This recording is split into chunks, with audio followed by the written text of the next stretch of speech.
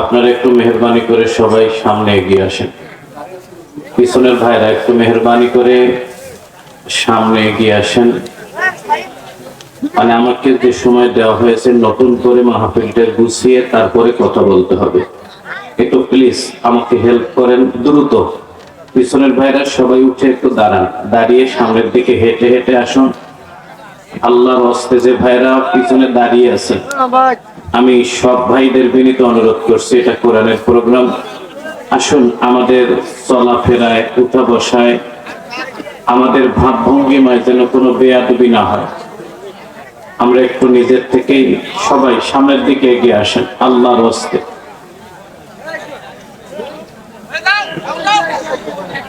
আলহামদুলিল্লাহ নাহমাদুহু ওয়া নাস্তাঈনুহু ওয়া নাস্তাগফিরুহু ওয়া নাউযু বিল্লাহি মিন শুরুরি আনফুসিনা ওয়া মিন সাইয়্যাতি আ'মালিনা। من يهدي الله فلا مضل له ومن يضلله فلا هادي له واشهد ان لا اله الا الله وحده لا شريك له واشهد ان سيدنا وسندنا وحبيبنا ومولانا محمدا عبده ورسوله الذي أرسله بالحق بشيرا ونذيرا وداعيا إلى الله بإذنه وسراجا وقمرا منيرا فقد قال الله تبارك وتعالى في كلامه المجيد وفرقانه الحميد। বিতাড়িত শয়তান ইবলিসের প্রতারণা থেকে পানাহ চেয়ে আমাদের রব, আমাদের মুনিব আল্লাহ তাবারক ওয়া তাআলার কাছে প্রার্থনা স্বরূপ আপনাদের বুকের ও মুখের যাবতীয় জড়তা দূর করে মুসলিম ঘরের সন্তানের মতো হৃদয়ের সবটুকু আবেগ ও ভালোবাসা দিয়ে কণ্ঠের সমস্ত শক্তিটুকু দিয়ে পড়ুন আমার সাথে এভাবে, আউযু বিল্লাহি মিনাশ কষ্ট না হলে আর একটু আওয়াজ বাড়াই দিয়ে আউযু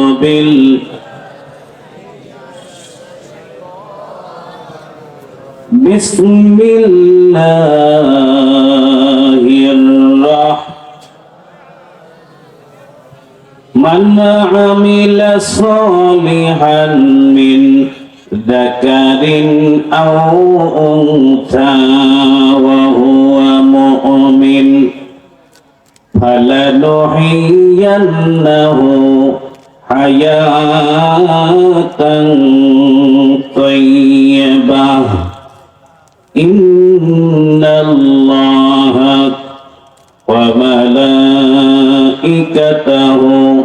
ইউসাল্লুনা আলান নাবিয়্যি ইয়া আইয়ুহাল্লাযীনা আমানু সাল্লু আলাইহি ওয়া সাল্লিমু তাসলিমা। আল্লাহুম্মা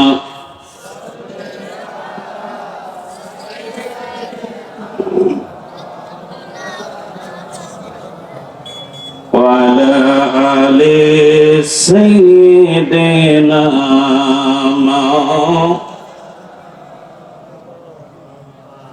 জিন্দাবাদ জিন্দাবাদ খোদার সেনা জিন্দাবাদ।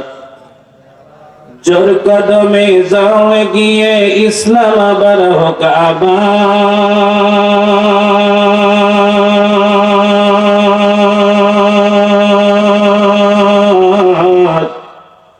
জিহাদ জিহাদ আল জিহাদ জিন্দাবাদ জিন্দাবাদ খোদার সেনা। একটু জোরে বললে কি গুনাহ হবে ভাই? ঠান্ডাও তো নাই যে গলা চলে না। জিন্দাবাদ জিন্দাবাদ খোদার সেনা জিন্দাবাদ জিন্দাবাদ জিন্দাবাদ খোদার সেনা। চারিদিকে জাহেলিয়াত নামছে আধার গুমরাহির, কেউ টেরা সব তুলছে ফনা দাগাবাজির উচ্ছ্বাসের। সত্য ন্যায়ের ঝান্ডা আজি লুণ্ঠিত ভূলুণ্ঠিত, রঘু আজি আকাশ রাজা তপ অবগুণ্ঠিত। আর কতকাল করবে দাপট ভণ্ড দিগের চণ্ডবাদ, জিন্দাবাদ জিন্দাবাদ খোদার সেনা, জিন্দাবাদ জিন্দাবাদ খোদার সেনা, জিন্দাবাদ জিন্দাবাদ জিন্দাবাদ খোদার সেনা। 15 কোটি মুসলমানের জন্মভূমি বাংলাদেশ। না কারো বাপের, আরেকটু জোরে, কারো দাদার, কারো নানার? মেহেরবানি করে বলুন এই দেশ শহীদদের, ওলিদের। মারহাবা বলবেন না? 15 কোটি মুসলমানের জন্মভূমি বাংলাদেশ। ফিরাউলিয়া শহীদ গাজীর এই দেশ, এই বাংলাদেশ। এথায় শুয়ে শাহ জালাল, শাহ কামাল খান জাহান, শাহ মাখদুম, শাহ আমানত, জিন্দা ওলি শাহ সুলতান, নিজামপুরি, বীর কারামাত, বীর শরিয়ত, বীর নেসার। এদেশে তাদের সামনে চলো, আল্লাহ সহায় ভয় কি আর।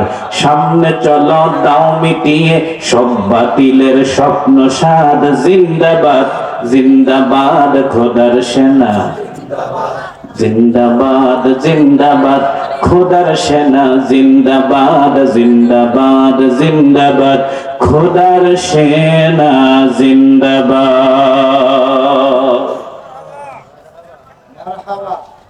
ডালিয়া 22 পুকুর মিলন জামে মসজিদের উন্নয়ন কল্পে আয়োজিত আজকের এই তাফসীরুল কোরআন মাহফিলের মুহতারাম সভাপতি জনাব কারি মোহাম্মদ আশরাফ আলী, ইমাম অত্র মসজিদ, বারাকাল্লাহু ফি হায়াতি। আমরা সবাই মিলে বলছি আল্লাহুম্মা আমিন। আজকের মাহফিলের সম্মানিত চিফ গেস্ট, প্রধান অতিথি, ডিমলা জেলার কৃতি সন্তান, ঐতিহ্যবাহী নাউতারা কামিল মাদ্রাসার সম্মানিত অধ্যক্ষ, ডিমলার মাটি ও মানুষের নেতা, আমার শ্রদ্ধাস্পদ বড় ভাই, আমার অনেক ভালো মাপের একজন পরিচিত এবং আন্তরিক মানুষ জনাব মাওলানা আব্দুস সাত্তার, আল্লাহ ভাইকে এই আসনের অভিভাবক হিসাবে, মোটের উপরে এমপি হিসাবে কবুল করুন। আজকের মাহফিলের সম্মানিত উদ্বোধক,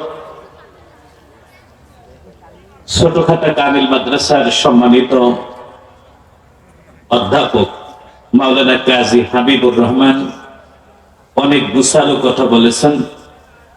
আমন্ত্রিত বিশেষ অতিথিবৃন্দ, ইসলামের অতন্ত্র প্রহরী নায়েবে রাসূল হযরত উলামায়ে কেরাম আমার পূর্বে আলোচনা করেছেন। প্রিয় মাতৃভূমি বাংলাদেশের উঁচু লেভেলের যে কজন তাফসীরকারক আছেন, আপনারা কেমন করে তাকে পেয়েছিলেন আমি জানি না। হাই লেভেলের যে কজন মুফাসসির আছেন তার মধ্যে অন্যতম বিশিষ্ট ইসলামী চিন্তাবিদ, আন্তর্জাতিক খ্যাতি সম্পন্ন মুফাসসিরে কোরআন, শ্রদ্ধাস্পদ বড় ভাই হযরত মাওলানা আলহাজ আলমগীর হোসেন বিপ্লবী মাদ্দাজিল্লাহুল আলী, অন্যান্য অতিথিবৃন্দ, আমার সম্মুখে বসা দিনদার মুহিব্বিন মুত্তাকিন পরহেজগার ইসলাম প্রিয় তাওহীদি জনতা মুসলিম ভাইরা, পর্দার আড়ালে বসা মা ও বোনেরা, দোয়া নেয়ার উদ্দেশ্যে আরেকবার সালাম দিচ্ছি। আমাকে দোয়া দেওয়ার জন্য হলেও মুসলিম ঘরের সন্তানের মতো একটু আওয়াজ বাড়িয়ে দিয়ে, একটু ভালোবাসা দেখিয়ে সুস্থ কণ্ঠে সালামের জবাব দিন। আসসালামু আলাইকুম ওয়া রাহমাতুল্লাহি ওয়া বারাকাতুহু। মহান রব আল্লাহ তাবারক ওয়া তাআলার দরবারে কালিমাতুশ শুকর ও সুজুদ পেশ করছি, যিনি আমাদেরকে পৃথিবীর সর্বশ্রেষ্ঠ গ্রন্থ মুসলমানদের জন্য আল্লাহর দেয়া সংবিধান, আল্লাহর কোরআনের মাহফিলে উপস্থিত হওয়ার তৌফিক দান করেছেন। প্রাণ খুলে সুস্থ কণ্ঠে আমরা সবাই মিলে বলছি আলহামদুলিল্লাহ। আর একটু জোরে বলছি আল্লাহু আকবার। আল্লাহ নামটা কেন যে আমরা নিতে চাই না? আমাদের ঢাল ছিল না, আমাদের অস্ত্র ছিল না, আমাদের সরঞ্জাম ছিল না, আমাদের প্রশাসনের কোন ইউনিসেফ ছিল না। আমরা শুধুমাত্র 15টা বছর কষ্ট করে আল্লাহকে ডেকেই, মহান আল্লাহর সাহায্যেই অযাচিত, যা কল্পনাও করি নাই, নাবালেক ছেলেদের মাধ্যমে একটি বিপ্লব পেয়েছি। আমরা অস্ত্রের সাহায্যে পাইনি, আমরা মরতে মরতে জিতে গিয়েছি। যিনি আমাদেরকে এই জয়টা দিয়েছেন, মেহেরবানি করে বলুন তিনি কে? আরেকটু জোরে বলুন কে? বিজ্ঞানীরা বলেছেন প্রতিটি হার্টের মধ্যে 84 বার আল্লাহ নাম লেখা আছে। যে মানুষ যত ভালোভাবে আল্লাহ বলে, তার হার্টের রক্ত তত কমে যায়। যারা কার্ডিওলজি বিশেষজ্ঞ, যারা হার্টের ডাক্তার, তারা বলেছেন বান্দা যদি, মানুষ যদি নিয়ম করে আল্লাহ নাম ডাকে, তাহলে তাদের হার্টের ব্লক পর্যন্ত কমে যাবে, সরে যাবে। এই জন্য আমি আপনাদেরকে বলবো, আমরা যারা সুস্থতা চাই, হৃদয়ের সবটুকু ভালোবাসা দিয়ে একবার বলুন তো আল্লাহু আকবার, লা ইলাহা ইল্লাল্লাহ, আল্লাহু আকবার, ওয়ালিল্লাহিল হামদ। দরুদ ও সালাম পেশ করছি বিশ্ব নবী, বিশ্ব মানবের মুক্তির দূত, রাহমাতুল লিল আলামিন, সত্যের সাধক, কর্তব্যের মহান বাহক, আপনার আমার প্রাণপ্রিয় নবী, হৃদয়ের নবী, কামলেওয়ালা নবী মুহাম্মাদুর রাসূলুল্লাহ। আরামের ঘুমকে হারাম করে, উন্নত বিছানা ত্যাগ করে, খোলা আসমানের নিচে পাতলা একটা সামিয়ানার তলে বসেছি একজনকে খুশি করার জন্য। আমরা একটু মেহেরবানি করে বলবো তিনি কে? আল্লাহ। পৃথিবীতে মুসলমান একমাত্র জাতি যারা টাকা খরচ করে, কষ্ট করে কোরআন শুনে। আপনারা এতক্ষণ কোরআন শুনেছেন, টাকা দিয়েছেন, সময় দিয়েছেন, অনেকে আমরা রাতের খাবারও খাই নাই। এই কষ্টটুকু যার জন্য, একটু মেহেরবানি করে বলবো তিনি কে? এত কষ্ট করার পরও যদি আপনাদের টার্গেট এইরকম হয়, যাই একটু নেসারি সাহেবকে দেখে আসি, এই কারণে যদি রাত জাগেন, তাহলে আপনাদের আমাশা হতে পারে, আপনাদের গ্যাস্ট্রিক হতে পারে। কিন্তু আপনার টার্গেট যদি এরকম হয়, যাই একটু কোরআন শুনে আসি, তাহলে আজকে রাতে আপনাদের সগীরা গুনাহগুলো মাফ হয়ে যাবে। এই জন্য আল্লাহ পাক বান্দাকে শিখিয়ে দিয়েছেন, ইবাদতের শুরুতে বান্দার নিয়তটা ভালো করতে হবে। 7 নম্বর পারার 16 নম্বর পৃষ্ঠার 10 নম্বর লাইন, 6 নম্বর সূরা, সূরাটির নাম সূরা আনাম, আয়াত নম্বরটা 79। আমার আল্লাহ রাব্বুল আলামিন বলেন, আপনাদের পরিচিত আয়াত, যাদের কষ্ট হবে না একটু মেহেরবানি করে আমার সাথে পড়ে নেন। ইন্নী ওয়াজ্জাহতু ওয়াজহিয়া লিল্লাযী ফাতারাস সামাওয়াতি ওয়াল আরদা হানিফা ওয়া মা আনা মিনাল মুশরিকিন। আল্লাহ শিখিয়ে দিলেন আমার লক্ষ্য, আমার উদ্দেশ্য শুধুমাত্র কেবলমাত্র এই সত্তা যিনি আসমান এবং জমিন সৃষ্টি করেছেন। মেহেরবানি করে বলুন, আসমান এবং জমিন যিনি সৃষ্টি করেছেন তিনি কে? ওয়াল্লাযী ফিস সামাই ইলাহু ওয়া ফিল আরদি ইলাহ। একটু জোরে জোরে বলুন তো, জমিন আসমান কার? রব্বুল মাশরিকি ওয়াল মাগরিব, পূর্ব পশ্চিমের মালিক কে?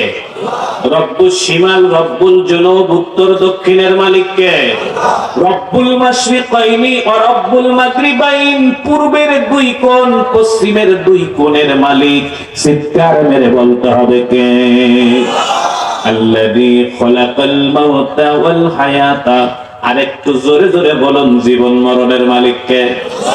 ইয়া আইয়ুহান নাসু উবুদু রাব্বাকুমুল্লাযী খালাকাকুম ওয়াল্লাযীনা মিন ক্বাবলিকুম।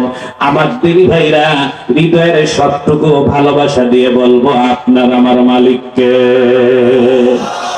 তাহলে এতক্ষণে আমরা যা বুঝেছি, পূর্ব পশ্চিম উত্তর দক্ষিণ চার কোণ, আসমান জমিন, আপনার জীবন আপনার মরণ, মেহেরবানি করে বলুন আমার মালিক কে? সব যদি আল্লাহর হয়, তাহলে আমরা এই ময়দানে যার জন্য আসবো তিনিও কে? এই জন্য আল্লাহ পাক তার নবীকে শিখিয়ে দিলেন, নবী আমার, আপনি আপনার উম্মতদেরকে বলে দেন, ৮ নম্বর পারার ৯ নম্বর পৃষ্ঠার ৯ নম্বর লাইন, ৬ নম্বর সূরা, সূরাটির নাম সূরা নাম, আয়াত নম্বর ১৬২ আমার আল্লাহ বলেন, ও নবী আপনি শিখিয়ে দেন, কুল ইন্না সালাতি ওয়া নুসুকি ওয়া মাহইয়ায়া ওয়া মামাতি লিল্লাহি রাব্বিল আলামিন। হুজুর আপনি আপনার উম্মতদেরকে বলে দেন, আপনার উম্মতের নামাজগুলো যেন হয় শুধু আমার জন্য। হুজুর আপনি আপনার উম্মতদেরকে বলে দেন, আপনার উম্মতের রাত জাগার কুরবানি, গরুর কুরবানি, রাজনীতি করার কুরবানি, লেখালেখির কুরবানি, ওয়াজ করার কুরবানি, ওয়াজ শোনার কুরবানি, হুজুর আপনি আপনার উম্মতদেরকে বলে দেন এগুলো যেন হয় আমি আল্লাহর জন্য। হুজুর আপনি আপনার উম্মতদেরকে বলে দেন, আপনার উম্মত যে কদিন বেঁচে থাকবে, আপনার উম্মতের বেঁচে থাকাও যেন হয় আমি আল্লাহর জন্য। হুজুর আপনি আপনার উম্মতদেরকে বলে দেন, আপনার উম্মত যখন মরে যাবে, আপনার উম্মতের মরণটাও যেন হয় আমি আল্লাহর জন্য। আজকে বাইশপুকুরের ভাইদের একটু জান্নাতি হাতগুলো দেখতে চাই, আমরা কারা কারা আল্লাহর জন্য ময়দানে এসেছি। আমাকে নয়, আমার রব আমার আল্লাহকে হাতটা দেখা দেয়। হাতটা একটু সোজা করেন তো ভাই।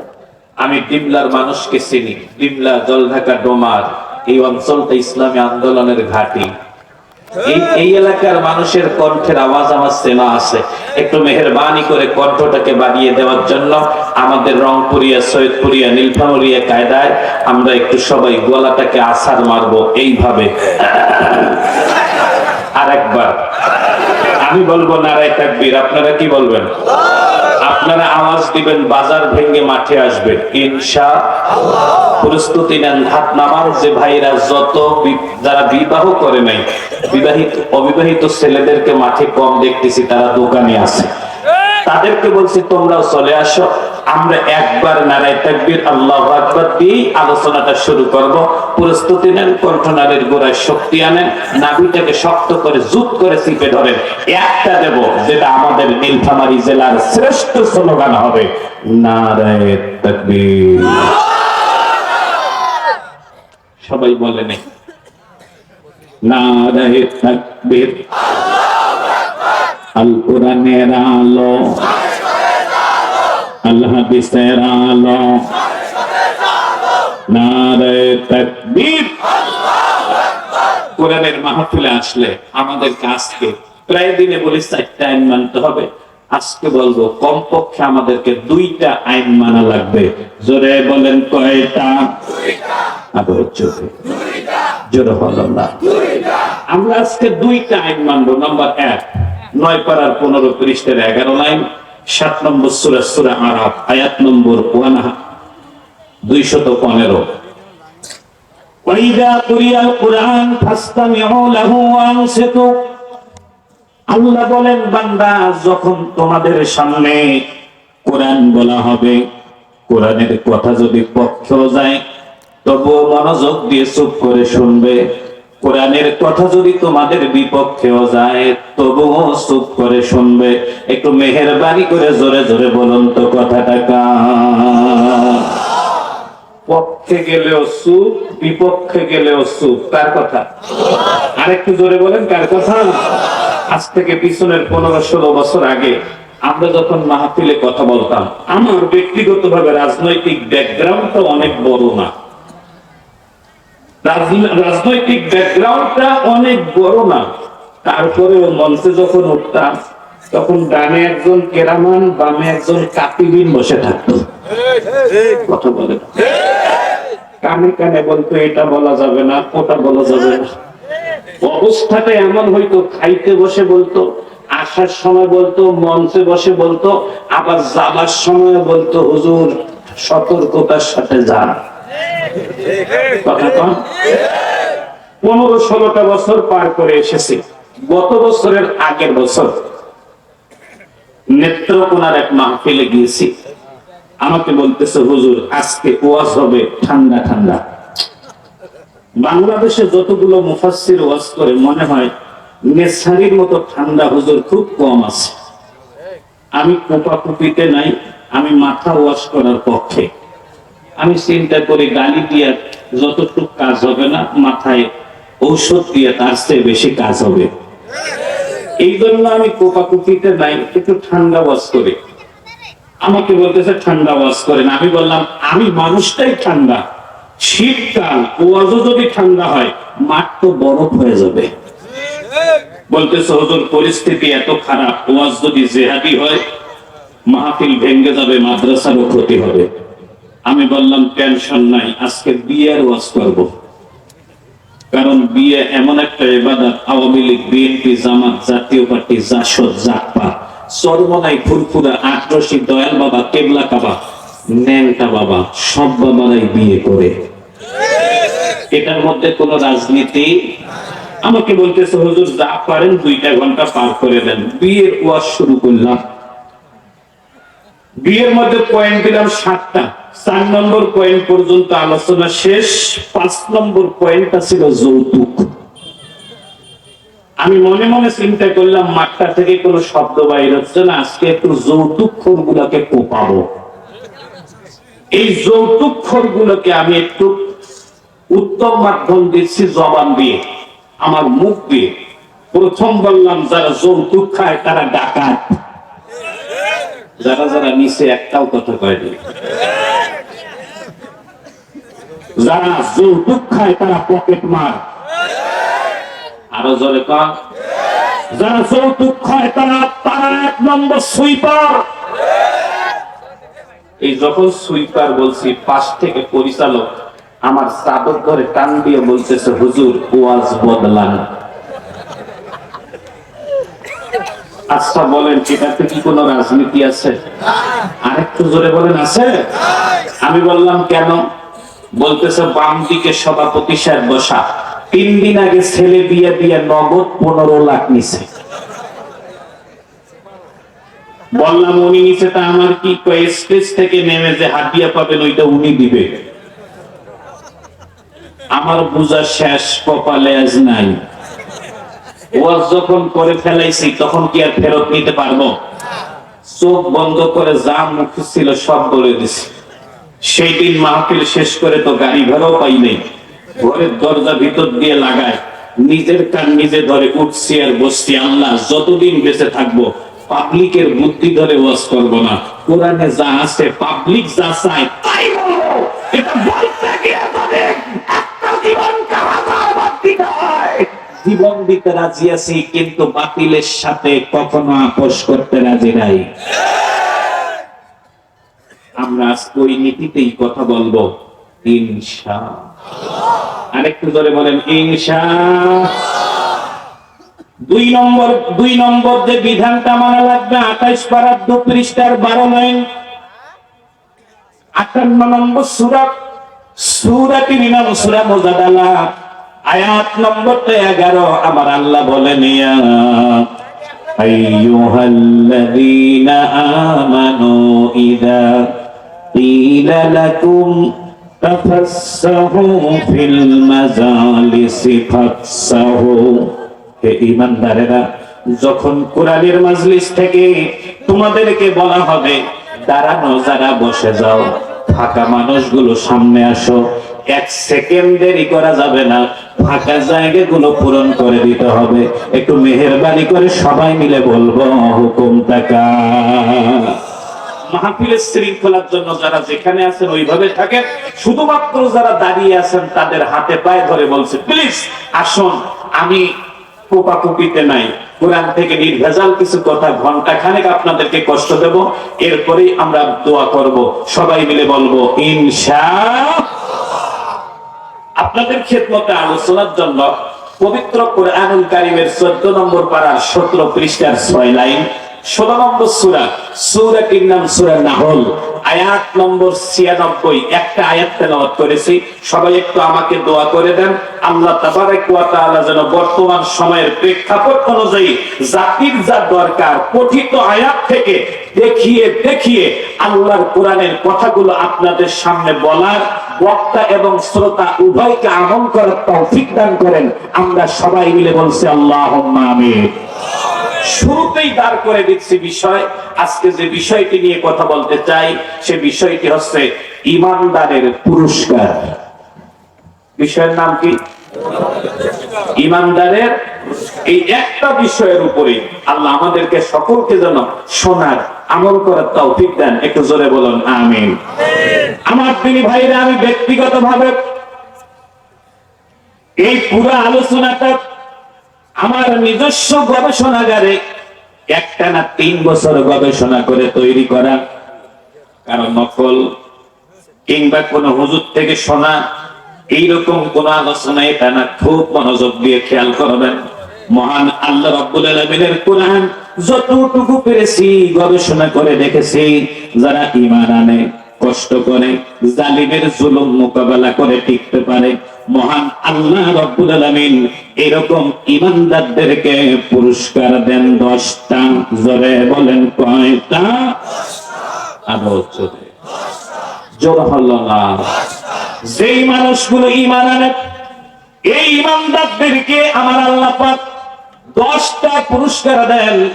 এর মধ্যে অন্যতম একটা পুরস্কার, 1 নম্বর পুরস্কারটা হলো 3 নম্বর পারা 2 নম্বর পৃষ্ঠার প্রথম লাইন, 2 নম্বর সূরা, সূরাটির নাম সূরাতুল বাকারা, আয়াত নম্বরটা 257। মহান আল্লাহ পাক 1 নম্বর পুরস্কারের কথা ঘোষণা করলেন, আল্লাহু ওয়ালিয়ুল্লাযীনা আমানু ইউখরিজুহুম মিনাদ-দুলুমাতি ইলান-নূর। 1 নম্বর পুরস্কার হলো আমার আল্লাহ বলেন আমি ঈমানদারদের বন্ধু হয়ে যাই। একটু মেহেরবানি করে বলুন ঈমানদারদের বন্ধুর নাম কি? আরো জোরে বলেন, জোরে বলেন। অনেকে প্রশ্ন করবেন, নেসারি হুজুর আল্লাহ বন্ধু হয়ে কি দিয়েছেন? ঈমানদারদেরকে বন্ধু হয়ে আল্লাহ কি দিলেন? খুব মনোযোগ দেন। সেই 16টা বছর ধরে ঈমানদারদেরকে পিটায়। 16 বছরে ঈমানদাররা একটা পিস্তল জোগাড় করে নাই। মনোযোগ দিবেন। 16 বছরে ঈমানদাররা একটা রাইফেল জোগাড় করে নাই। 16 বছরে ঈমানদাররা একটা পুলিশের পোশাক নকল করে নাই। 16 বছরে ঈমানদারেরা সেনাবাহিনীর পোশাক নকল করে নাই। 16 বছরে ঈমানদারেরা র‍্যাব সাজে নাই। ঈমানদারেরা 16টা বছর কষ্ট করেছে। আমার আল্লাহ বলেন, বান্দা আমি তোমাদের বন্ধু, তোমরা কষ্ট করেছো, তোমাদের পুরস্কার দেব না কেমনে ভাবলা? তোমরা যখন ফেল করেছো আমি তোমাদের নতুন প্রজন্মকে আমি আল্লাহ তাবারক ওয়া তাআলা রেডি করে দিয়েছি, যারা চিন্তাও করে নাই যে এই ওসিলায় ঈমানদারদের বিজয় হবে। আমি আল্লাহ পাক যেমন আব্রাহাকে ধ্বংস করেছিলাম আবাবিল পাখি দিয়ে, আমি আল্লাহ যেমন নমরুদকে ধ্বংস করেছিলাম ছোট্ট ছোট মশা দিয়ে, তোমাদের প্রিয় মাতৃভূমি বাংলাদেশের ঈমানদারদেরকে সহযোগিতা করলাম ছোট ছোট বাচ্চাদেরকে দিয়ে। মেহেরবানি করে জোরে জোরে বলুন ঈমানদারদেরকে যিনি সহযোগিতা করেছেন তিনি কে? আল্লাহ। আরেকটু জোরে। বন্ধু বন্ধুর বিপদে পাশে দাঁড়ায় নাকি দাঁড়ায় না? অনেকে প্রশ্ন করবেন যে হুজুর আমরা তো জানি এক বন্ধু আর এক বন্ধুকে সাধারণত মেয়ে মানুষের মোবাইল নম্বর জোগাড় করে দেয়, বাবা দেয়, গাঁজা দেয়, বিড়ি দেয়, সিগারেট দেয়। আল্লাহ যে আমাদের বন্ধু, আমার আল্লাহ আমাকে কি দিয়েছেন? আমার আল্লাহ বলেন হুয়াল্লাযী জাআলা লাকুমুস সামআ ওয়াল আবসার। তোমার বন্ধু তোমাকে বাবা দেয়, গাঁজা দেয়, ইয়াবা দেয়, আর আমি আল্লাহ পাক তোমাদেরকে দুটো কান দিয়েছি। একটু মেহেরবানি করে বলুন আপনার আমার কান দুটো যিনি দিয়েছেন তিনি কে? আল্লাহ। অনেকে বলবেন কানের মধ্যে এমন কি আছে? বিজ্ঞানীরা বলেন এক একটা কানের মধ্যে 1.5 লক্ষ মেশিন আছে। আমার আবার জোরে বলতে হবে, এক একটা কানের মধ্যে 1.5 লক্ষর বেশি মেশিন। বিজ্ঞানীদেরকে জিজ্ঞেস করা হয়েছিল এক একটা কানের মধ্যে 1.5 লক্ষ মেশিন, এগুলো কি মেশিন?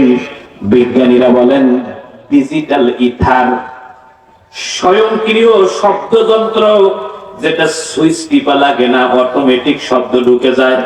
এন্ড ডিফারেন্টাল কাউন্টার, শব্দকে ভাগ করে দেয়, কোনটা বাপের ডাক, কোনটা মায়ের ডাক, কোনটা বোনের ডাক, কোনটা কুত্তার ডাক, কোনটা বিড়ালের ডাক, কোনটা গরুর ডাক, কোনটা পাখির ডাক, কোনটা চেনা মানুষের ডাক, কোনটা অচেনা মানুষের ডাক।